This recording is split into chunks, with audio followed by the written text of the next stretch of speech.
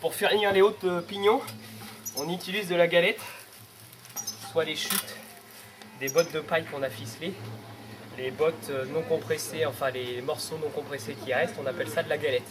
Et la galette sert en fait en remplissage quand on ne peut pas mettre des bottes entières.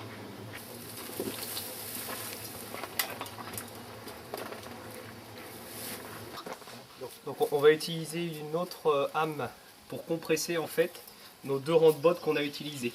Et ainsi de suite au niveau des pignons, il faut compresser régulièrement pour avoir une bonne densité vu qu'on ajoute de la galette régulièrement. L'étage après notre lisse de chaînage de notre étage, de notre rez-de-chaussée, pardon, on utilise un bout de sangle qu'on reprend avec le cerclage bas. On fait 2 nœuds simples. On remonte notre nœud en haut et on installe notre boucle sur ce petit bout.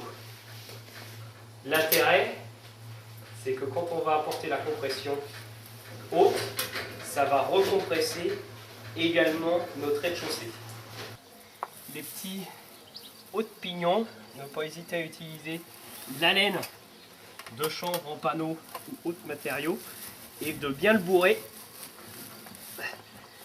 bien le densifier, histoire de boucher les coins qu'on n'arrive pas à finir avec l'isolant en botte de paille.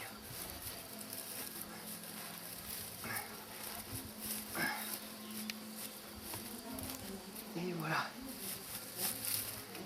Une fois que le mur en botte de paille est compressé et taillé avec le taille-haie, on applique sur la botte de paille soit une barbotine qui est constituée de terre, soit un gobti qui est souvent constitué de chaux. Consistance à peu près d'une pâte à crêpes. Dans notre cas, on a utilisé 2 seaux d'eau, 2 seaux de terre, 1 seau de sable et 1 seau de chaux hydraulique.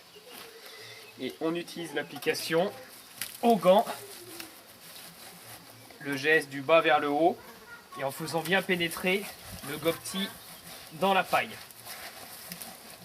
Si jamais on a des trous, comme ici, on utilise de la paille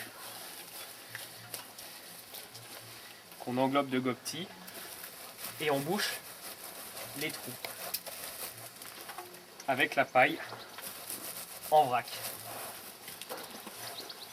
C'est pour ça que c'est toujours intéressant d'avoir un peu de paille à portée de soi.